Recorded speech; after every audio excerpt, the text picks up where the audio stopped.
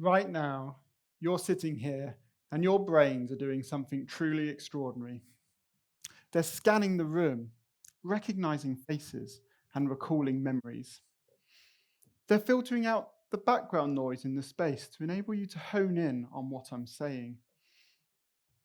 They're making decisions about where I'm going with this opening gambit, and indeed the talk more broadly, and making a decision, whether consciously or not, as to whether it's worth your continued attention. You didn't ask your brain to do all of these things, and you certainly won't be cognitively aware of all it's doing right now. But your brain performs all of these tasks and much more simultaneously and continuously, consuming about 20 watts of power. Now, to put that perhaps into a more relatable context, a dimly lit light bulb in your house consumes about the same. Now, pause there for a moment, because today we're developing artificial intelligence technologies that are designed to perform the tasks that we would normally associate with humans. Things like generating text, holding conversations with us, translating from one language into another, and creating pieces of artwork like music or visual imagery. However, some of our most advanced AI tools, just to produce one output in any of those domains, can sometimes consume over double what our brain does, and in fact go into the hundreds of watts of power. And that isn't me being negative about the technology, that's just the current state of play. And in fact, while we call it artificial intelligence, it actually holds its roots in something much older, biology, in the way organisms perceive the way around them and adapt to uncertainty. In fact, scientists and engineers have looked to biology for many years for inspiration when developing intelligent systems. Our neural networks, which are the powerhouse and currency of today's AI systems, are actually inspired by the way our brain works and our increasing understanding of those functions. We have evolutionary algorithms that are inspired by Darwin's ideas around natural selection. So time and time again, biology have provided the blueprints for the intelligent systems that you're all starting to use. In fact, perhaps one of the most heavily used AI systems over the past decade actually is directly inspired by our understanding of how brains process visual information. So when you look around the room and you see faces here and objects, your brain doesn't instantly recognize those. It actually works in a hierarchical fashion, where the visual information comes into your head, it then gets processed by a row of neurons, which are the information processing units of your brain, and it first looks for lines and edges and different contrasts. It then takes these lines and edges and feeds them to another set of neurons that combines them to look for shapes, and then takes those shapes and combines them and looks for more complex sets of objects within another set of neurons. And that model, that process is something we call a convolutional neural network. And you see it in our autonomous vehicles, in our facial recognition systems, and even in automated diagnoses within medical imagery. But how do we get from an idea, a concept, a theory in biology or an understanding in biology through to the technology that we have in our pockets and in our homes? Hi, I'm Ed Braund, and I'm an associate professor of computational intelligence. But when I was growing up, I didn't tell my parents I wanted to be an academic. I actually said I wanted to be a mad scientist. Now, at the time, they probably thought I'd grow out of that, but I like to think that I fulfilled that ambition quite nicely, albeit probably in a different way to how they'd envisaged. My area of research expertise is computational intelligence with a focus on unconventional computing. And this is an area that looks for inspiration to develop new types of computers based on the world around us. So developing new types of computers inspired by or physically implemented in biological, chemical, and physical systems. That's just a fancy way of me saying I build computers out of stuff you wouldn't ordinarily associate with being a computer. And I'm going to share with you today some of the experiments that I've developed over my career that really exemplify the idea of taking a theory in biology and realizing it into a piece of technology in the lab. So I'm going to share with you some experiments I did where I drew computers out of slime molds. So the organism I worked with is something called Phasarum polycephalum. It's a slime mold, a myxomycete. It's non-pathogenic, it's macroscopic, which means that it's safe to use and your eye can see it. You find this organism in dark and damp woodland, growing on decaying organic matter that it feasts on.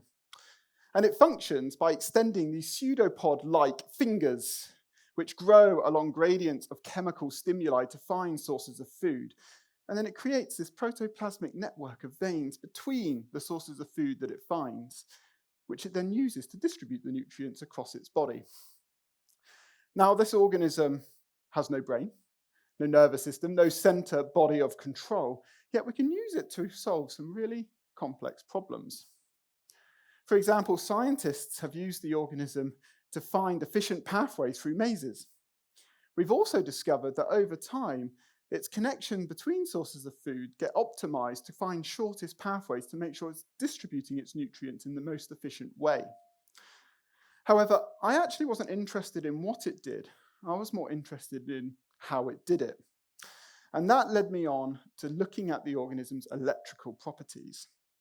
Now, about 2 months before I started this project, another group of scientists discovered that this organism exhibited memristive properties. And that was where it got really interesting.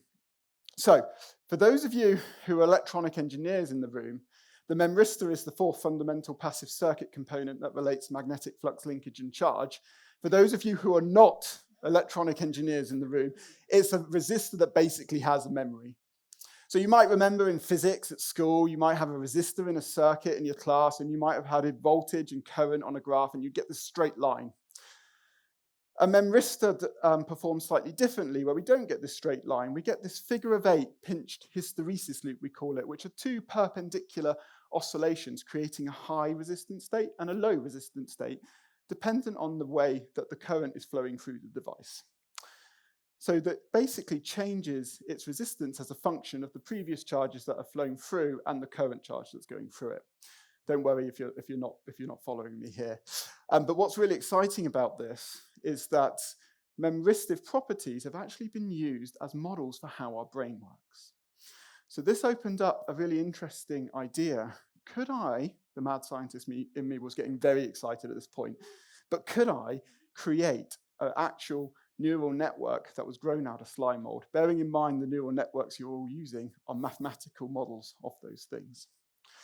Now that opened up a can of worms and about 3 years of my life, because organisms don't like being used as processors. They certainly don't like conforming to electrical schemes that have to be very precise, or even growing in those types of environments. I spent days and days and days figuring out what materials can I grow it on, what environmental conditions does it need, and how does that affect the types of electrical properties that I was going to be using. But eventually I got there. And eventually I designed and developed a piece of technology that acted as a kind of basic neural network that was grown out of slime mold. Could also function as a calculator, but that's much more boring. So I then thought, how do I use this in a way that might be engaging so people can start to understand what I've done here? So I thought, you know what I'll do? I'll get it to recognize and learn pieces of music that someone could play in on a piano. It would learn it, and then it would play something back. I'm going to show you a video of that demonstration now. So what you'll see in this video is one of my PhD students at the time, who was much better on the piano than I was. And he's going to play in a piece of music that's going to go into the system. The system is then going to listen and learn. It is then going to be prompted to play something back.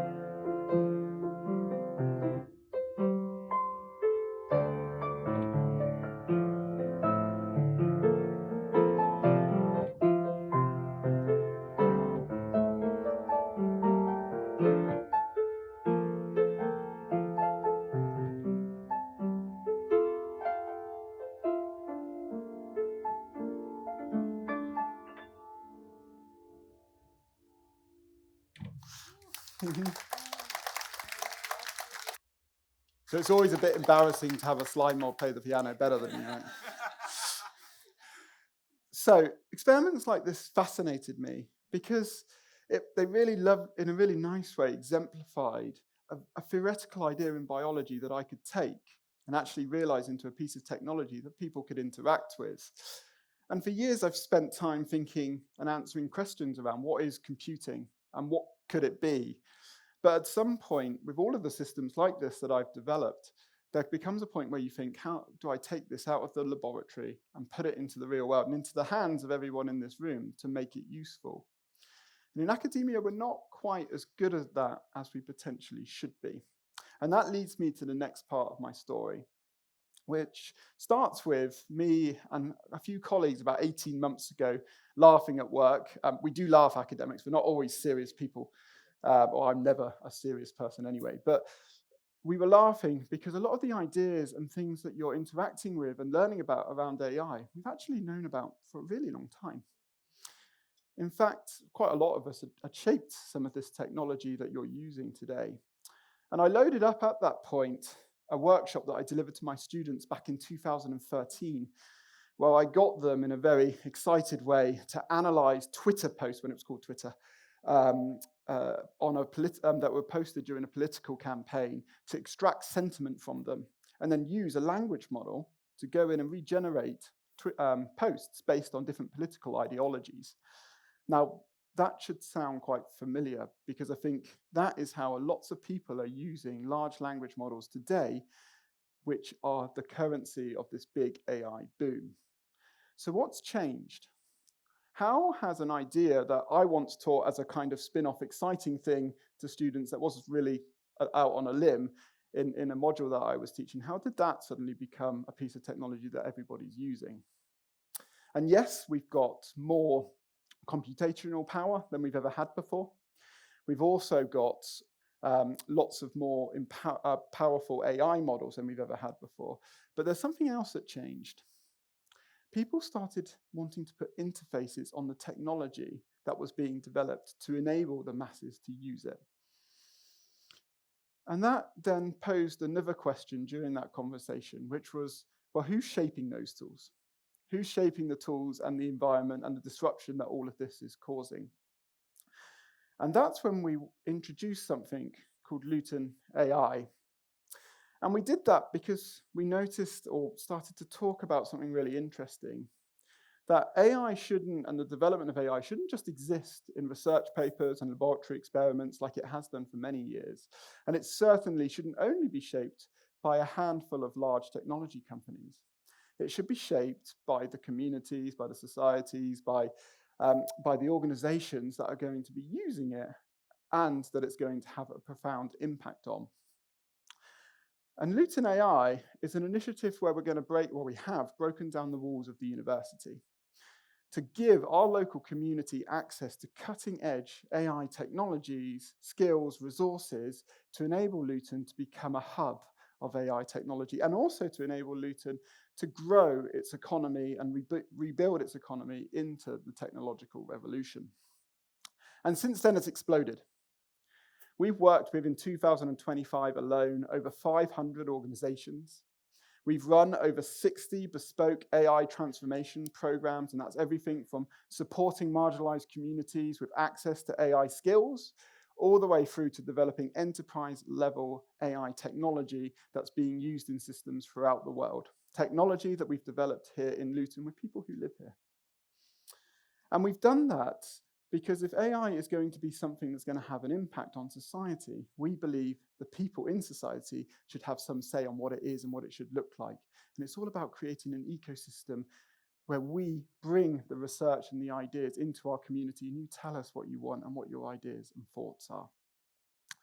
And that brings me towards the end of my talk, and a couple of things I want to focus on around the future.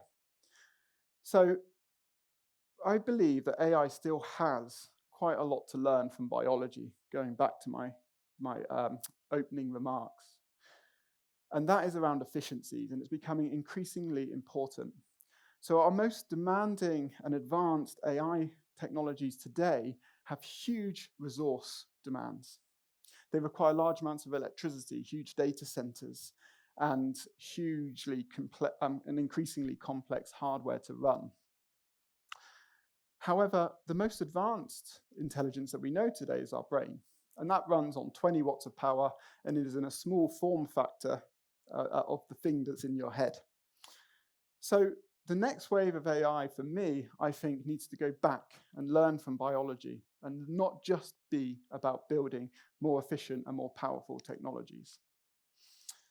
So AI for a long time and the ideas behind it have lived in laboratories.